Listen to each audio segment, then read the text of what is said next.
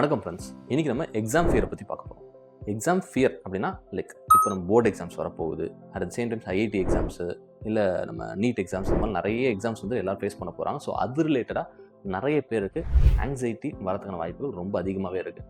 ஏன்னா ஃப்யூச்சர் இதுதான் டிசைட் பண்ண போகுது அப்படின்றது எல்லாருக்கும் ஃபிக்ஸ்டாக இருக்கும். ஸோ ஆனால் என்ன விஷயம் பார்த்தீங்கன்னா, இங்கே நம்ம எப்படி பெர்ஃபார்ம் பண்ண போகிறோம் அப்படின்ற அந்த யோசனை, ஒரு வேளை மார்க் கம்மியாகிட்டா என்ன பண்ணுறது, நம்ம லைஃப் எப்படி போகுமோ அப்படின்ற தாட்டு நிறைய ஸ்டூடெண்ட்ஸ் அஃபெக்ட் பண்ணும். ஏன்னா of course it is a decisive thing. So அது ரிலேட்டடாக வந்து நமக்கு ஆங்ஸைட்டி வரதுன்றது எல்லாருக்குமே நார்மலான விஷயம். முதல்ல நல்லா புரிஞ்சுக்கோங்க, உங்களுக்கு ஒரு பதட்டம், அந்த ஃபியர் முதல்ல இல்லைன்னா உங்களால் படிக்கவே முடியாது. ஸோ அந்த ஃபியர்ன்றது ரொம்ப அவசியமான விஷயம். அது வந்து என்னடா இது நமக்கு எக்ஸாம் ஃபியர் இருக்குதோ அப்படின்னு வச்சு முதல்ல அதுக்கு பயப்படுறதை நிப்பாட்டுங்க. எக்ஸாம் ஃபியர் இருந்தால் தான் நீங்கள் டெய்லி நைட் உட்காந்து படிக்கிறதா இருந்தாலும் சரி, மார்னிங் உட்காந்து படிக்கிறதா இருந்தாலும் சரி, இது எல்லாம் நடக்கிறதுக்கான காரணமே அது மட்டும்தான். இப்போ இந்த எக்ஸாம் ஃபியரை நம்ம எப்படி ஓவர் கம் பண்ணுறது அப்படின்னு எடுத்துக்கிட்டிங்கன்னா, முதல் விஷயம், நம்ம ஒழுங்காக பெர்ஃபார்ம் பண்ணுவோமா அப்படின்ற தாட்டு உங்களுக்கு நிறைய வரும். ஸோ அந்த பெர்ஃபார்ம் ஒழுங்காக பண்ணுமான்ற தாட்டுக்கு நீங்கள் நிறைய தாட்ஸ் வந்து அதை பற்றி யோசிச்சுக்கிட்டே இருப்பீங்க. ஒரு வேளை நம்ம எக்ஸாமில் மார்க் கம்மியாகிடுச்சு என்ன பண்ணுமோ நிறைய யோசிச்சுட்டே இருப்பீங்க. நீங்களும் மனசுக்குள்ள நிறைய ஆன்சர் கொடுத்துக்கிட்டே இருப்பீங்க.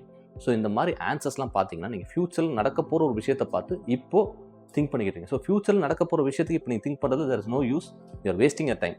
அந்த டைம் வேஸ்ட் பண்ணுறதுக்கு பதில் நீங்கள் வந்துட்டு இப்போதைக்கு நீ படிச்சுட்டே இருக்கலாம். சார் ஆனால் எனக்கு அந்த தாட்ஸ் வந்துக்கிட்டே இருக்குது, நான் என்ன சார் பண்ணுறது அப்படின்னு கேட்டிங்கன்னா, அந்த தாட்ஸ் வரட்டும், அதுக்கு ஆன்சர் பண்ணிக்கிட்டே இருக்காங்க அந்த மனசுக்குள்ளே. அது அப்படியே கொஞ்ச நாள் அமைதியாக இருந்து உங்கள் வேலையை பார்த்துக்கிட்டே இருந்தீங்கன்னா அந்த தாட்ஸ் வரதும் குறையும். இதை நீங்கள் பண்ணாலே உங்களுக்கு மேக்ஸிமம் எக்ஸாம் ஃபியர் கண்டிப்பாக குறையறதுக்கான வாய்ப்புகள் இருக்குது.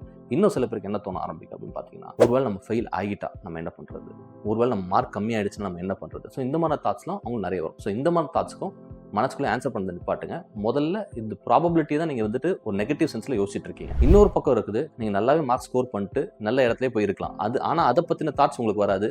உங்களுக்கு வந்து நெகட்டிவாக நம்ம ஃபோக்கஸ் பண்ணி அந்த நெகட்டிவ் திங்ஸை மட்டும் எடுத்து திங்க் பண்ணுற அந்த பேட்டர்ன் தான் ரொம்ப அதிகமாகவே இருக்கும். அதுவும் பேரண்ட்ஸ் நீங்கள் எடுத்துக்கிட்டிங்கன்னா, முதல் விஷயம் உங்கள் சில்ட்ரன்ஸை வந்துட்டு நீ நல்லா படித்தாதான் உங்கள் வாழ்க்கை நல்லாயிருக்கும் அந்த மாதிரி சொல்கிறது வந்துட்டு அவங்களுக்கு நிறைய ப்ரெஷர் அவங்க மேலே போடுறதா இருக்கும். சில பேர்லாம் பார்த்தீங்கன்னா வந்துட்டு, தம்பி நீ படித்து தான் மேலே வந்தால் தான் வந்து நம்ம வாழ்க்கையெல்லாம் முன்னேறும், அந்த மாதிரி நிறைய அவங்களுக்கு ஸ்ட்ரெஸ்ஸை கொடுக்குறதுல வந்து நிறைய நான் பார்க்குறது ஆக்சுவலாக. ஸோ ஃபஸ்ட்டு குழந்தைங்கிட்ட அதை பற்றிலாம் பேசாதீங்க.